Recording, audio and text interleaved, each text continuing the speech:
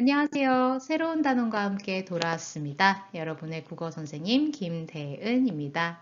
오늘 오프닝 영상 잘 보셨나요? 이제 우리가 새로운 대단원 3, 새롭게 발견하는 즐거움이라는 단원의 첫 번째 소단원, 같은 화제 다른 글이라는 파트를 저와 함께 공부를 할 건데요. 이 소단원에서는 동일한 화제를 다루고는 있지만 그 동일한 화제, 즉 글에서 다루고 있는 대상을 바라보는 글쓴이의 관점이 서로 다른 두 개의 글을 읽어보고 그 관점과 형식의 차이를 파악하는 활동을 해볼 예정입니다. 그래서 이제 선생님이 손그림으로 관점의 차이라는 것이 무엇인지에 대해서 설명하는 영상을 오프닝 영상으로 준비해 봤습니다. 자, 그래서 여러분들 이제 다음 페이지에서 학습 목표 확인하면서 단원 열기, 교과서 108페이지 단원 열기에 왜 배울까 라는 부분을 함께 읽어보면서 이번 단원의 학습 목표를 확인해 보도록 하겠습니다. 학습 목표를 함께 읽어보도록 하겠습니다. 동일한 화제를 다룬 여러 글을 읽으며 관점과 형식의 차이를 파악할 수 있다 라고 되어 있네요. 자, 교과서 108페이지 단원 열기 왜 배울까 부분을 함께 읽어보도록 하겠습니다. 글에는 대상을 바라보는 글쓴이의 생각과 가치관 등이 담겨 있다 라고 되어 있네요. 이 부분에 여러분들 형광펜 밑줄을 그어주세요. 동일한 화제를 다룬 글이라도 글쓴이의 관점과 혹은 이 글이 주장하는 글로 쓰여져 있는지 아니면 설명문으로 쓰여져 있는지 혹은 시로 표현되어 있는지 소설로 표현되어 있는지에 따라서 즉 글의 형식에 따라서 내용의 차이, 주제의 차이가 발생할 수 있다라는 겁니다. 자, 계속 읽어볼게요. 그래서 동일한 대상을 다루고 있더라도 전혀 다른 글로 표현되기도 하고 비슷한 관점이 드러나 있어도 서로 다른 형식으로 표현되기도 한다. 따라서 관점이나 형식이 다른 글을 비교하며 읽으면 대상을 균형 잡힌 시각으로 바라보며 폭넓게 사고할 수 있다라고 되어 있네요. 동일한 화제를 다룬 여러 글을 비교하면서 읽으면 대상을 균형 잡힌 시각으로 바라보고 보다 대상에 대한 폭넓은 사고를 가능하게 된다라는 것이 키포인트가 될 겁니다. 자, 그래서 우리는 동일한 화제를 다루고는 있지만 관점과 형식이 다른 두 개의 글을 비교하며 읽어보면서 그것의 차이를 파악하는 내용을 공부해 볼 예정입니다. 자, 여러분 이제 교과서 110페이지로 넘어와서요. 생각 열기 부분을 보도록 하겠습니다. 다음 그림이 무엇으로 보이는지 말해보자 라고 되어 있네요. 자, 두 가지 답이 나올 수 있습니다. 여러분들은 딱 처음에 봤을 때 무엇이 보였나요? 네. 선생님은 맨 처음에 이 그림을 봤을 때 나무와 새를 찾아냈어요. 나무 안에 새집이 있고 그 새집 안에 아기 새 2마리가 있고요. 다 자란 새 3마리가 둥지를 향해 날아가고 있는 그림으로 봤거든요. 그런데 또 다른 그림이 보이는 친구들도 있죠. 네, 맞습니다. 여자의 옆 얼굴처럼 보이는 친구들도 있을 거예요. 자신의 오른쪽으로 눈길을 주고 있는 여자의 눈썹, 눈, 코, 입이 윤곽선으로 이렇게 표현되어 있는 그림으로 보는 친구들도 있을 겁니다. 자, 이렇게 두 가지로 해석할 수 있는 그림을 제시한 이유는 무엇일까요? 그 밑에 있는 들어가기 전에 부분을 읽어보면 답이 나옵니다. 한번 읽어볼게요. 하나의 그림도 보는 사람의 관점에 따라 서로 다르게 보이듯이 동일한 화제에 대해 글을 쓰더라도 글을 쓴 사람의 관점에 따라 전혀 다른 내용의 글이 될 수 있다라는 거네요. 자, 지금 선생님이 방금 읽은 들어가기 전의 부분을 밑줄을 좀 그어주세요. 동일한 화제에 대해 글을 쓰더라도 글을 쓴 사람의 관점에 따라 전혀 다른 내용의 글이 될 수 있다라는 것. 자, 그래서 이번 단원에서는 동일한 화제를 다룬 두 글을 읽으면서 관점과 형식의 차이를 파악해 보도록 하겠습니다. 본격적으로 관점이 다른 두 개의 글을 살펴보기에 앞서서 이번 단원의 핵심 키포인트를 다시 한번 정리하고 넘어가겠습니다. 동일한 화제에 대한 글이라도 글쓴이의 관점, 즉 글쓴이가 어떤 대상을 바라보는 시각, 가령 부정적인 시각이 있을 수도 있고 긍정적인 시각이 있을 수도 있겠죠. 자, 이렇게 글쓴이의 관점에 따라 주제가 다르거나 대상에 대한 글쓴이의 태도가 달라질 수 있다는 것을 꼭 기억해 주세요. 글쓴이의 관점이나 글의 내용이 비슷하더라도 그것을 전달하는 글의 형식이 다를 수 있다는 것도 하나 기억해 주시면 좋습니다. 예를 들어서 두 명의 글쓴이가 있는데 둘 다 우정을 주제로 한 글을 쓸 겁니다. 자, 그런데 어떤 글쓴이는 이 우정을 주제로 한 글을 시의 형식으로 표현을 할 수도 있고 소설의 형식으로도 표현할 수 있겠죠. 글의 형식을 정하는 것은 글쓴이가 정하는 것이기 때문에 항상 동일할 필요는 없습니다. 그래서 글쓴이의 관점이나 글의 내용, 글의 주제는 비슷할지라도 표현되어 있는 글의 형식은 다를 수가 있다는 것을 기억해 주세요. 자, 그렇기 때문에 관점이나 형식의 차이를 파악하며 여러 편의 글을 비교하며 읽으면 대상을 객관적으로 파악하고 깊이 있게 이해할 수 있게 되고요. 어느 한쪽에 치우치지 않은 균형 잡힌 시각을 지닐 수 있게 됩니다. 여러분들이 올바른 민주시민이 되기 위해서는 어느 한쪽에 치우치지 않은 균형 잡힌 시각으로 사고하고 판단을 할 수 있어야 합니다. 그 과정에서 읽기 능력은 굉장히 중요한 역할을 담당하게 되는데요. 우리가 이번에 관점이 다른 두 개의 글을 비교해 보면서 나름대로 여러분들만의 또 생각을 정립하는 활동까지 한번 이어서 해보도록 하겠습니다. 자, 이제 우리는 동일한 화제를 다루고는 있지만 글쓴이의 관점, 그 화제를 바라보는 글쓴이의 관점이 서로 다른 두 개의 글을 비교해 볼 예정입니다. 111페이지부터 113페이지에 글이 하나 실려 있고 114페이지부터 116페이지까지 또 한 편의 글이 실려 있는데요. 이 두 개의 글은 모두 소금을 소재로 한 글입니다. 자, 그런데 이 소금이라는 대상을 바라보는 글쓴이의 관점이 서로 다른데요. 제목을 보면 각각 글쓴이들의 관점이 무엇인지 우리가 충분히 추측해 볼 수 있습니다. 자, 한번 볼까요? 111페이지에 보면 소금 없인 못 살아 라는 제목으로 장인용이라는 사람이 쓴 글이 실려 있습니다. 자, 그리고 114페이지를 펴보면은 맛있게 먹은 소금이 병을 부른다 라는 제목으로 클라우스 오버바일이라는 사람이 지은 글이 실려 있네요. 자, 그러면 장인용이라는 사람은 소금을 어떤 관점에서 바라보는 사람일까요? 그렇죠. 긍정적인 관점에서 바라보고 있는 사람인 것 같고, 반면에 클라우스 오버바일이라는 사람은 소금에 대해 부정적인 관점을 가지고 있는 사람인 것 같습니다.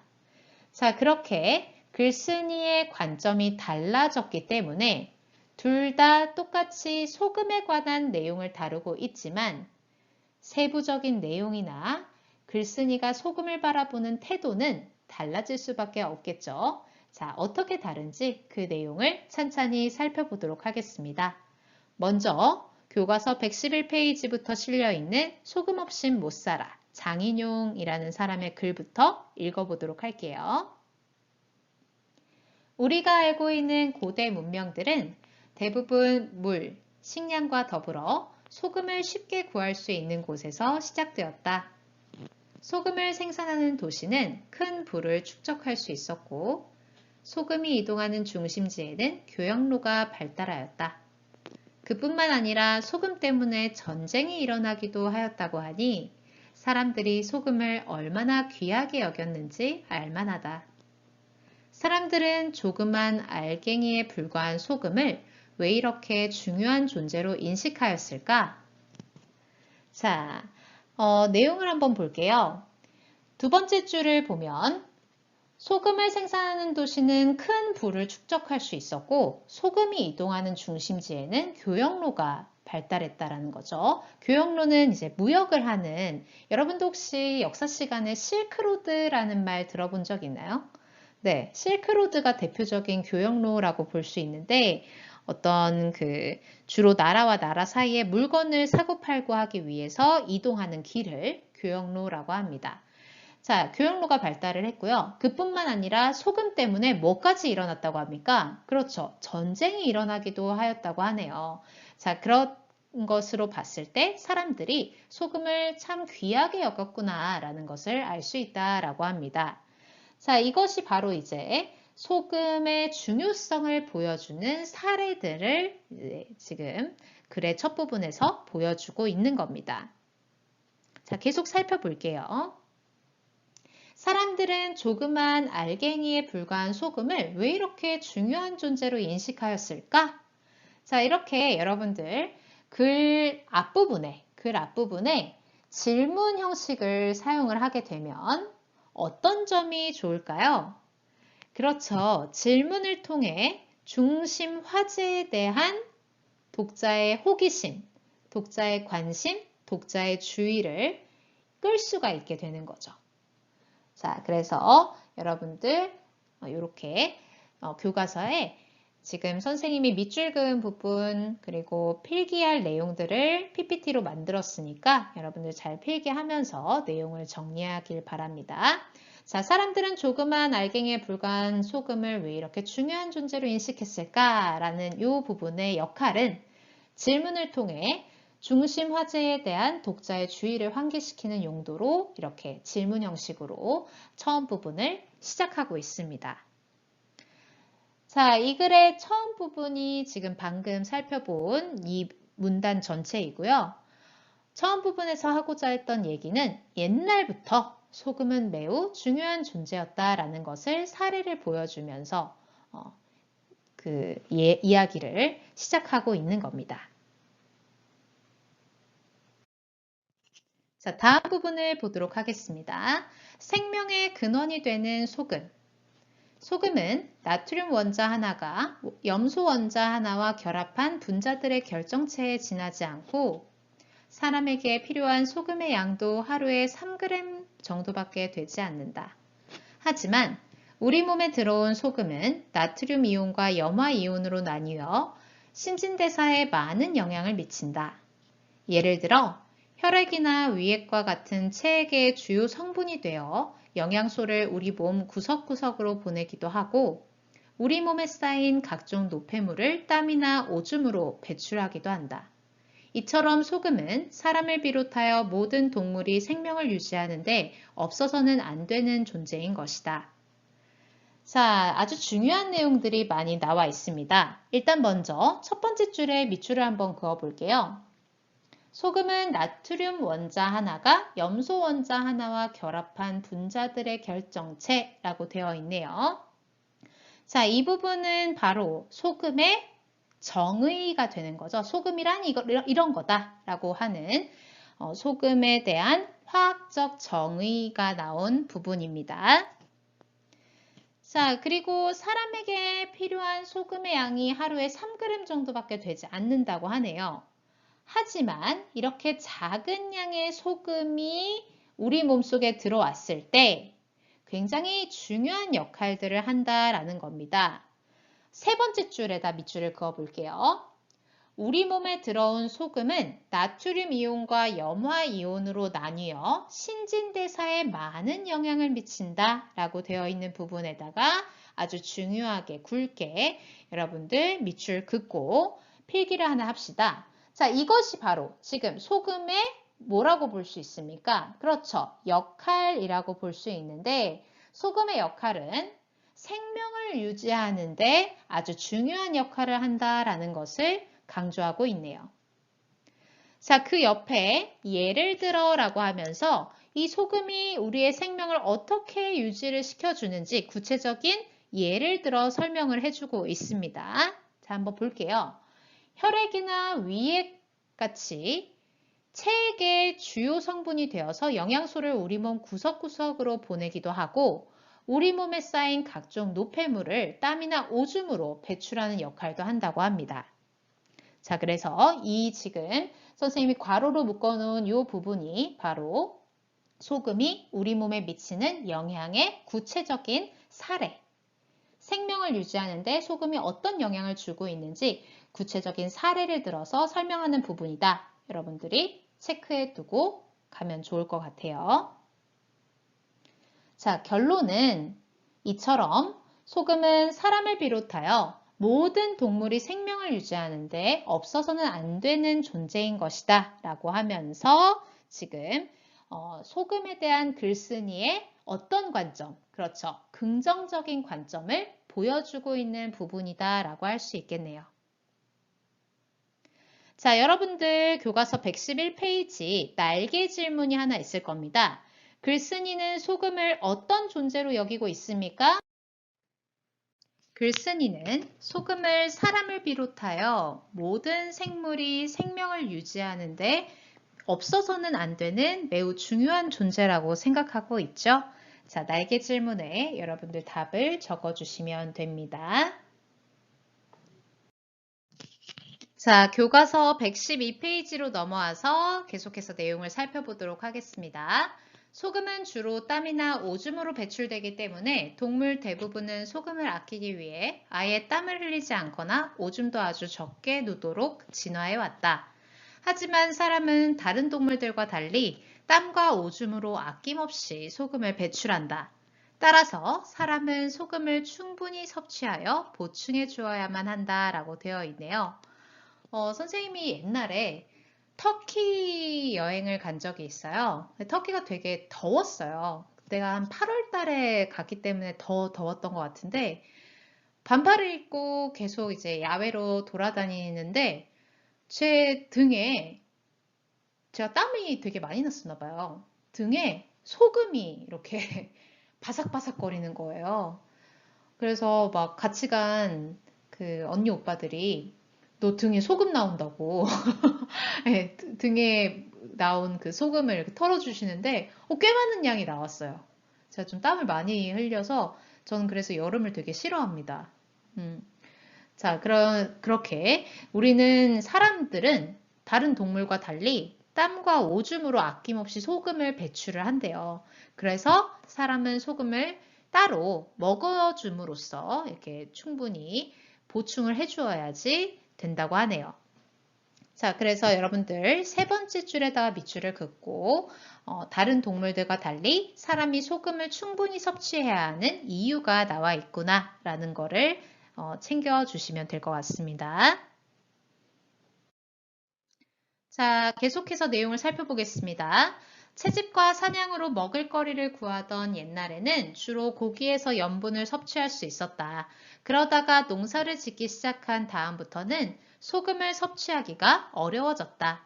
곡식에는 염분이 지극히 적었기 때문이다. 옛날에도 바닷가에서는 소금을 쉽게 구할 수 있었다. 하지만 바다에서 멀리 떨어진 곳에 살던 사람들에게는 소금이 매우 귀중한 필수품일 수밖에 없었다. 한 사람에게 필요한 소금의 양은 얼마 되지 않지만 그 단위가 가족, 마을, 도시로 커질수록 필요한 소금의 양은 훨씬 많아진다.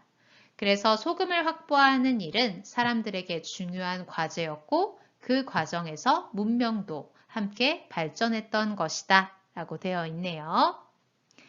자, 지금 사람들에게 소금 확보가 왜 중요해졌는지 그 이유가 나와 있는 부분이 있는데요. 바로 두 번째 줄.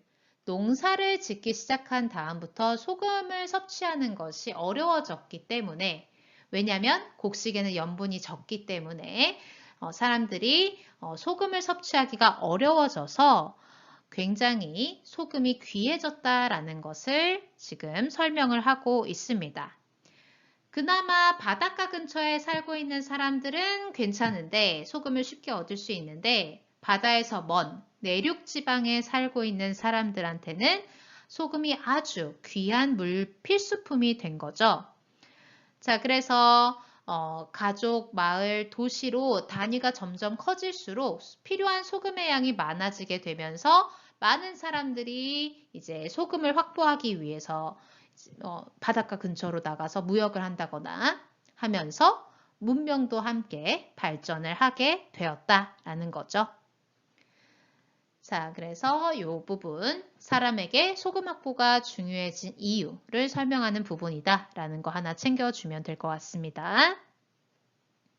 자, 여기까지가 지금 방금 살펴본 처음 부분 끝나고 나서 쭉 지금까지 살펴본 이 부분까지가 이 글의 가운데 부분입니다. 가운데 1번이라고 할 수 있는데요. 원래 이제 지금 살펴보고 있는 이 글이 설명문이기 때문에 설명문의 짜임은 3단 구성이라고 하죠. 처음, 중간, 끝이라고 하는데 이제 중간을 가운데라고도 부릅니다. 자, 그래서 가운데 1 해서 지금까지 살펴본 내용을 정리를 하면요. 이 가운데 1, 중간 1은 소금의 역할을 설명하는 부분입니다. 생명을 유지하는데 꼭 필요한 존재인 소금을 설명하고 있는 부분이죠.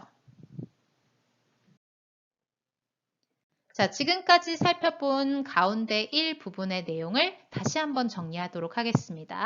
자, 가운데 1 부분에서는 소금의 역할 첫 번째가 나왔는데요. 소금의 역할 첫 번째는 생명을 유지하는 데 매우 중요한 역할을 한다는 것이었습니다. 구체적인 예를 들어서 설명을 해줬는데요. 소금이 우리 몸 안에 들어오면 체액의 주요 성분이 되어 영양소를 우리 몸 구석구석으로 보내고요. 우리 몸에 쌓인 각종 노폐물을 땀이나 오줌으로 배출하도록 하는 매우 중요한 역할을 하고 있었습니다.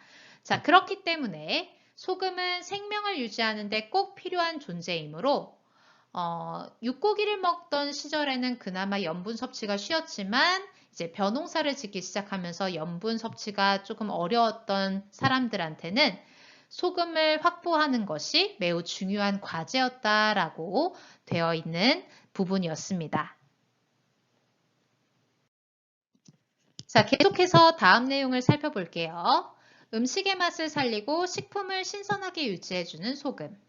만약 살기 위한 목적으로만 소금을 먹는 것이라면 한 사람당 1년에 1kg 정도의 소금만 섭취하면 충분하다.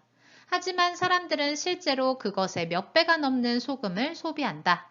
이렇게 사람들이 소금을 많이 먹는 까닭은 소금이 지닌 짠맛의 매력 때문이다 라고 되어 있네요.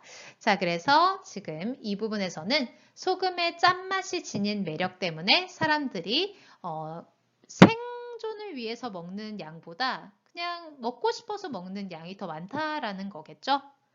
자, 계속 보겠습니다. 소금은 그냥 먹으면 너무 짜고 쓰기까지 하지만 음식 본연의 맛과 잘 어우러지면 그 맛을 더욱 좋게 해주는 놀라운 작용을 한다. 그 때문에 사람들은 차나 커피와 같은 몇몇 기호식품이나 과일을 빼고 거의 모든 음식에 소금을 넣는다. 우리 밥상에 흔히 올라오는 김치도 마찬가지이다.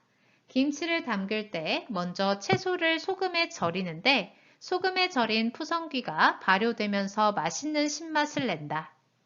생선이나 고기를 구워 먹을 때 소금을 뿌리는 것도 이런 이유 때문이다. 생선과 고기가 지닌 본래의 맛에 소금이 어우러지면 더욱 맛깔스럽게 변하는 것이다 라고 되어 있네요. 자, 이제 또 다른 소금의 역할이 보이십니까? 네, 그렇습니다. 바로 소금의 역할 두 번째는 음식의 맛을 살린다라는 겁니다. 음식의 본연의 맛과 잘 어우러지면 음식 본연의 맛과 소금의 맛이 잘 어우러지면 그 맛이 더욱 좋아진다라는 거죠. 자, 그래서 실제로 우리가 먹는 음식들, 김치, 그 다음에 고기, 생선 이런 것들을 구워 먹을 때에도 소금을 뿌려서 훨씬 더 맛깔스럽게 만들어낸다라고 하면서 지금 네모 표시되어 있는 김치, 생선, 고기 이런 것들은 소금을 이용하여 맛을 살린 음식의 예가 나와 있는 부분이라고 할 수 있습니다. 굉장히 다양한 재료와 잘 어울리는 소금이라는 것이죠.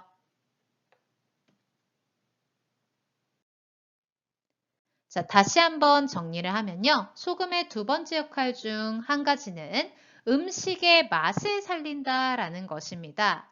어떻게 음식의 맛을 살리느냐? 음식의 본연의 맛에 소금의 짠맛이 합쳐지면 음식 맛이 훨씬 맛깔스럽게 변한다라는 겁니다.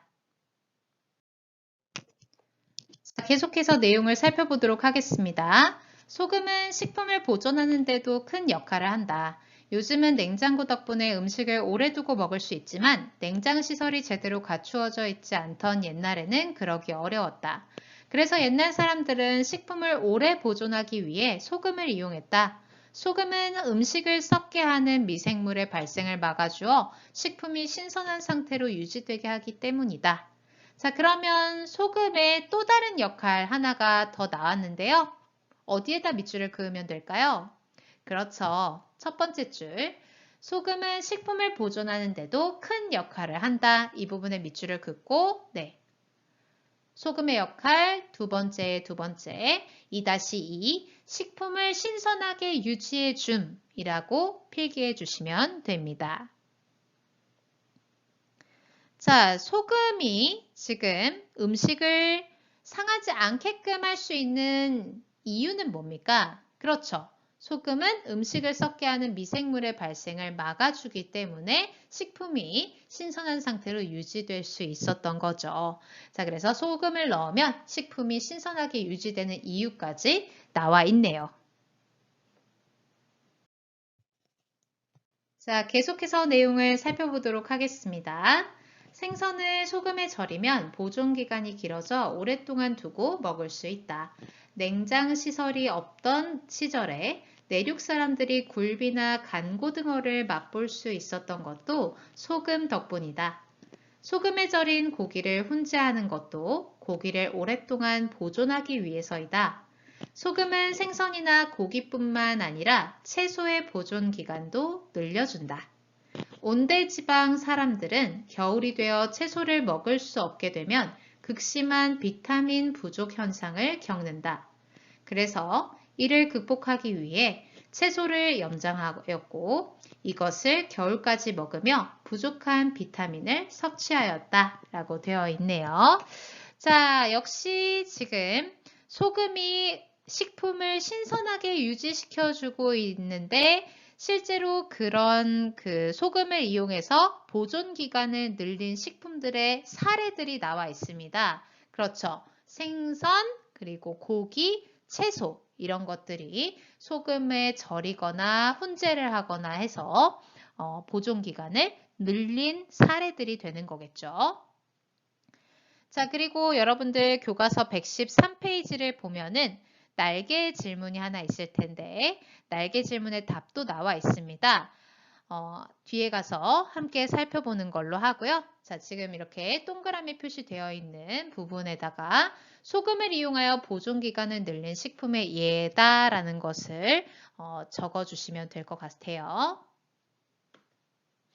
자, 여기까지가 지금 이 글의 가운데 두 번째 부분입니다. 자, 소금의 역할 두 번째는요.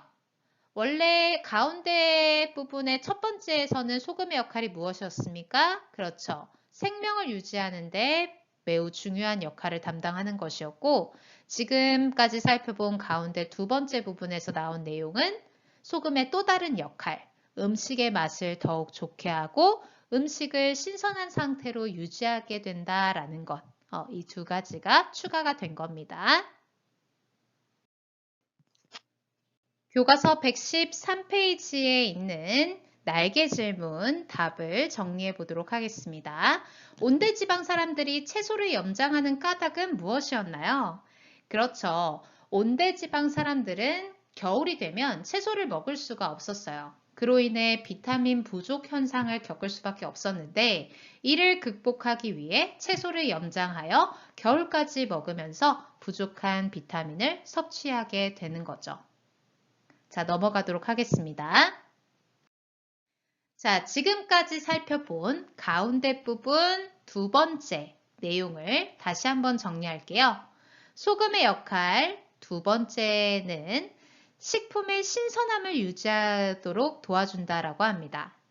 앞에 살펴본 내용에는 일단 생명을 유지하는 거, 그리고 또 다른 것은 이제 음식의 맛을 더 좋게 한다라는 것이 있었고, 이 마지막으로 식품의 신선함을 유지할 수 있게 도와준다라는 것이죠. 자, 어떤 식으로 도와주고 있느냐? 생선을 소금에 절이면 보존기간이 길어지고요.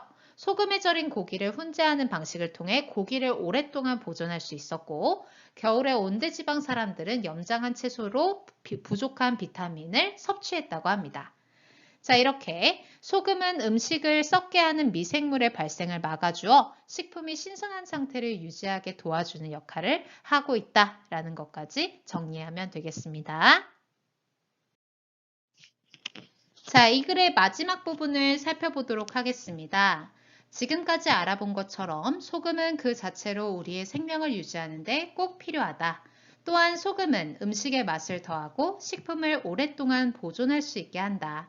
자, 지금 선생님이 방금 읽은 부분을 괄호로 묶어주고요. 자, 이 부분이 바로 앞부분의 내용을 어떻게 해주고 있는 부분입니까? 그렇죠. 앞부분에 나온 소금의 역할을 요약해서 정리하여 제시하는 부분이죠. 자, 마지막 줄. 이처럼 소중한 존재가 바로 하얀 황금, 즉 소금이다 라고 하네요. 자, 하얀 황금이라는 표현은 소금의 가치를 황금에 빗대어 표현함으로써 소금이 매우 소중한 존재라는 것을 강조하는 부분입니다. 자, 끝에 내용을 최종적으로 정리를 하면 다양한 역할을 하는 소금은 매우 소중한 존재이다 라는 것이겠죠? 자, 전체 내용을 살펴봤는데요. 소금 없인 못 살아 라는 글을 쓴 장인용이라는 사람의 관점을 우리가 파악해 보도록 하겠습니다. 자, 글쓴이가 바라본 소금의 특성에는 세 가지가 있었어요. 첫 번째로는 생명을 유지하는 데 꼭 필요한 물질이었고, 두 번째로는 소금의 짠맛이 음식의 본연의 맛과 어우러지면서 음식의 맛을 더욱 좋게 하는 역할을 했고요. 마지막으로 식품을 신선하게 유지해주는 역할을 했습니다. 자, 그렇기 때문에 소금을 바라보는 글쓴이의 태도는 어떤 태도라고 볼 수 있겠나요? 그렇죠. 소금을 매우 긍정적인 태도로 바라보고 있다라는 것을 알 수 있겠죠?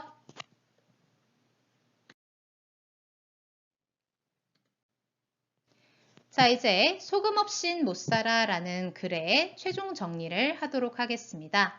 자, 이 글의 갈래는 설명하는 글, 즉 설명문입니다.